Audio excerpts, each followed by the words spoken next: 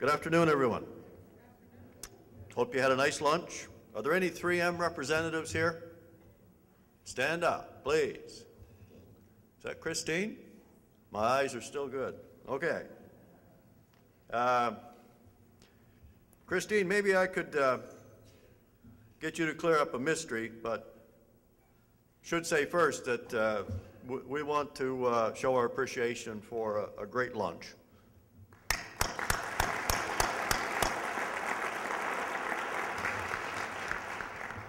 Some people say that everybody that works for 3M gets a tattoo, 3M. Is that true? Not quite, okay. There was also a rumor that the Minnesota Mining, Mining, and Manufacturing Corporation once had a beef branch, beef cattle, but none of the cattle survived the branding. I think that may be where 3M came from. Oh, some people didn't like that.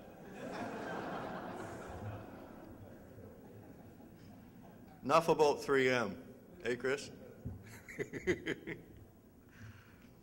Let's get down to business. I'd like to welcome you all to this session on cross-border challenges and opportunities for all. See a lot of familiar faces out there, but those who don't know me, I'm Chuck. I'm past chair of the AMBA board. My day job is Registrar of Motor Vehicles for New Brunswick. My goal and focus during my time as chair was increasing and improving the collaboration between the North American countries. Pleased to say that the work that started with me as chair is certainly not ended, but due to the folks on this stage and many in the audience, continues to progress. We've seen some great results from the countries working together over the years, but of course we can always do better. We can always do more to understand federal cross-border issues. I'm joined by some very distinguished panelists this afternoon. We have with us one of our longtime friends, not old friends, one of our longtime friends, Ann Farrow, Administrator of the Federal Motor Carrier Safety Administration. Also on hand is my nephew, Miguel Elizalde, Director General, Auto Transport Federal, SCT, DGAF, Mexico. Rounding out our panel is Ward Keith. Ward's the chair of CCMTA. In his day job, he's Registrar of Motor Vehicles in Manitoba. Welcome to all of you.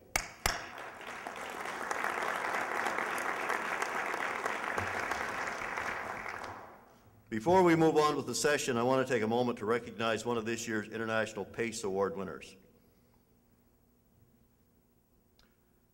With their DUI Call campaign, the South Carolina Department of Public Safety illustrated the importance of not driving while impaired and the very real consequences that can result from such behaviors. It also highlighted how the public can help law enforcement on the roads. The campaign focused on an image of a state trooper urging drivers to report drunk drivers and on telling the story of a DUI arrest. Let's take a look at this International PACE Award-winning campaign.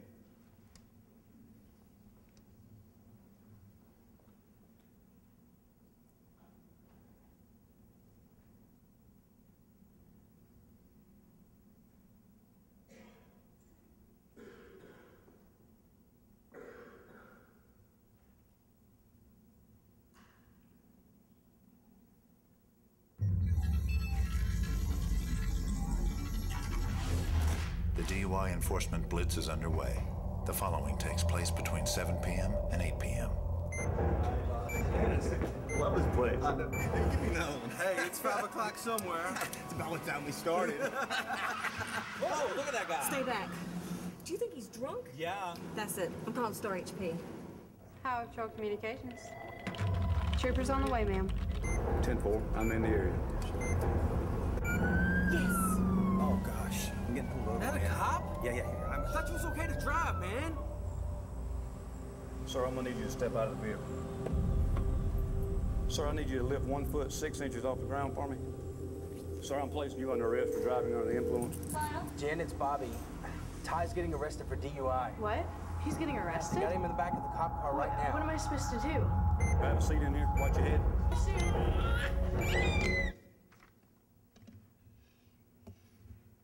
Okay. The DUI enforcement blitz is underway. Oh, okay. Previously on DUI. Sir, I need you to lift 1 foot 6 inches off the ground for me. Ty's getting arrested for DUI. Arrested? What am I supposed to do? The following takes place between 9 p.m. and 10 p.m.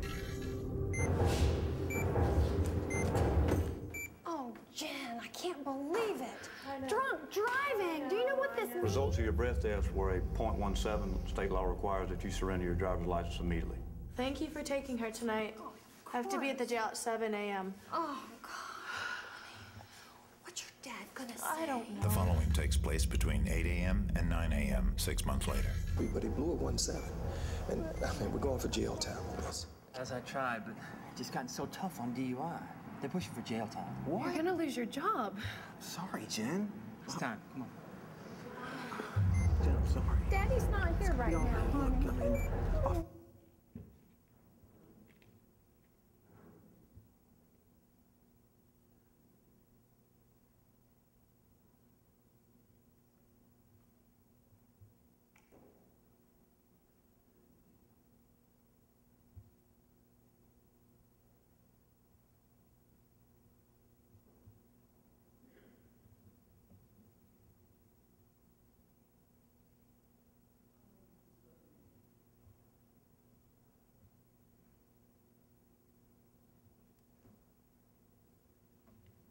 Okay.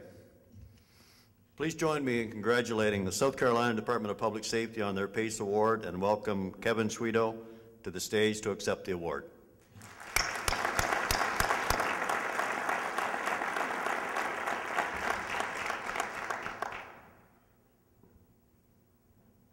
We're casting for take 3 this afternoon at 5.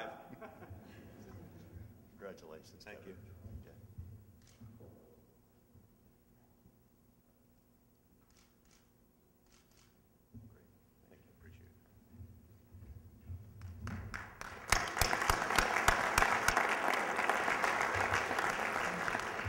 Congratulations again. Now let's get down to business. Ann, are you up first? Up to you, Mr. Let's ask Uncle Mike. Yes. Okay, you're up. Thank you, Chuck. Yeah, well, good afternoon, everybody. Oh, is this crowd sleepy? That wasn't much. You were supposed to laugh at Chuck's joke and wake up.